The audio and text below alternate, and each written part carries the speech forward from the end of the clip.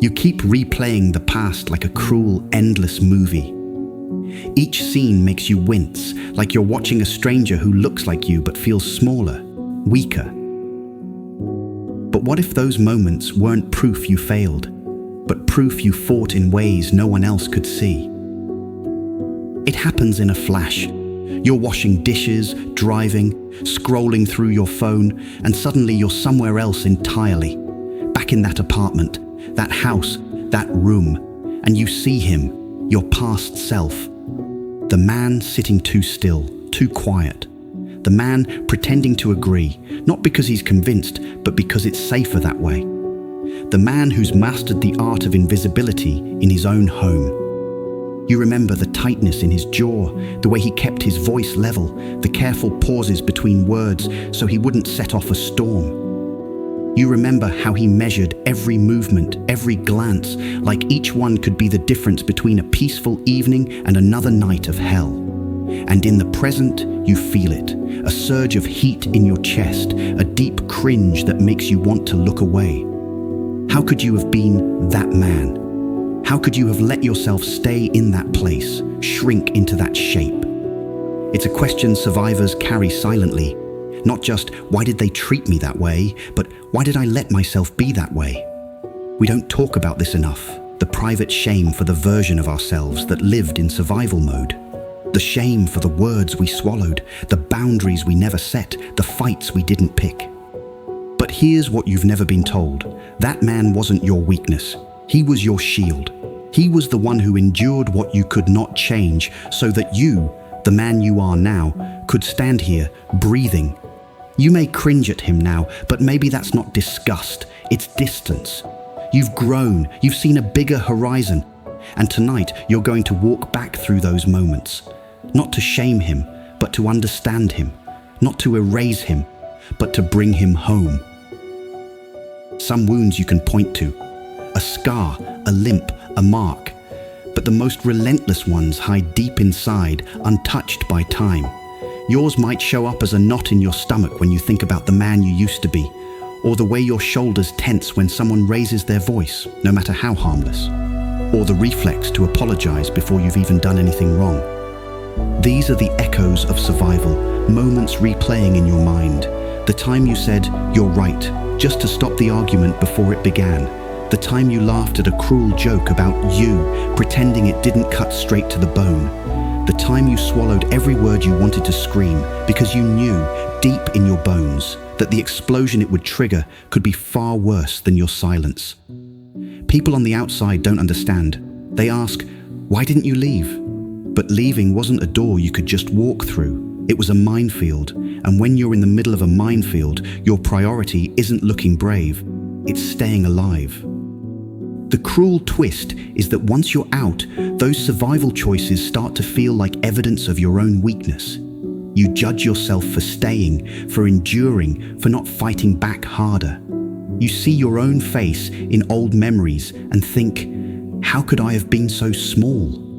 But let's pause. Imagine that past self as someone else.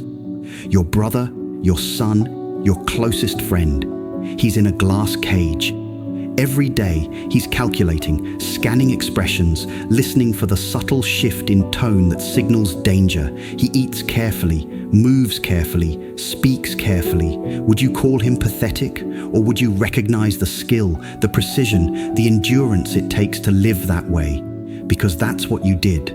Every choice you made was strategic, even if it looked like surrender. Every silence was a calculation. Every agreement was an act of self-preservation. The wound isn't that you were weak. The wound is that you've mistaken survival for failure. Here's the truth you've been avoiding. The man you were, the one you cringe at, was the reason you're alive to cringe at all. It's easy to believe that strength only looks like defiance, confrontation, or walking away without looking back. But in reality, strength sometimes looks like staying still when every nerve is on fire. Sometimes it's saying yes with your mouth while your mind quietly builds an exit plan. Abuse doesn't give you the luxury of living from pride alone. You live from instinct, and instinct is messy, complicated, not always noble. The shame you feel now is a distortion. It's your present self, with the safety of hindsight, condemning the man who didn't have that luxury.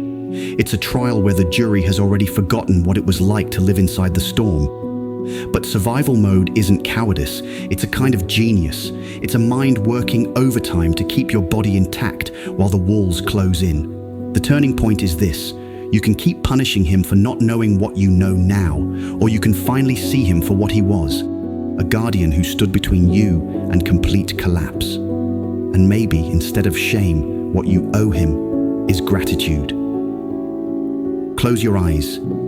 Picture a hallway of mirrors stretching endlessly behind you. Each mirror holds a man, you, at different points in your life. 5 years ago, eyes tired, shoulders slumped. 10 years ago, smile practiced, hands restless. Last year, quietly holding in more than anyone knows. Some can't meet your gaze, some glance up, then look away. Some grip the frame of the mirror like they're afraid to step out. You walk toward each one.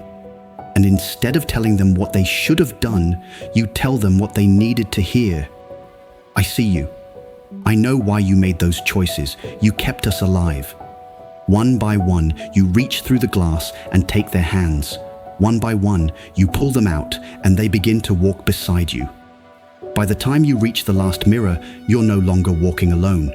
You're surrounded by every man you've ever been, no longer frozen in the moments you left them in. This is what forgiveness really is. Not erasing the past, but reclaiming it. Not abandoning your old selves, but bringing them home. You've carried this weight long enough. The shame you feel isn't a punishment you deserve. It's a misunderstanding you've lived with. Tonight, speak to that past self like you would to your brother, your son, your best friend. Offer him the grace you wish someone had offered you. Tell him you understand why he stayed quiet, why he made the choices he made. And when the weight returns tomorrow, as it sometimes will, remember this: forgiveness isn't a single moment, it's a practice. Every time you choose compassion over condemnation, you're loosening the chains. If something in these words felt like it belonged to you, hold on to it. Subscribe, and each week I'll send another light into the dark, until one day you realize you've been carrying the light all along. At the end of the hallway, there's one last mirror.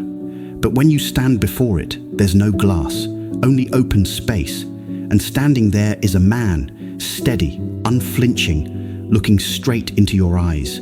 He smiles, not the polite smile you used to wear, but a real one. And in that smile, you realize something. He's not a past version of you. He's you, whole. Every version you've ever been, stitched together, standing in one body. And you understand at last, you were never walking backward. You were walking him home.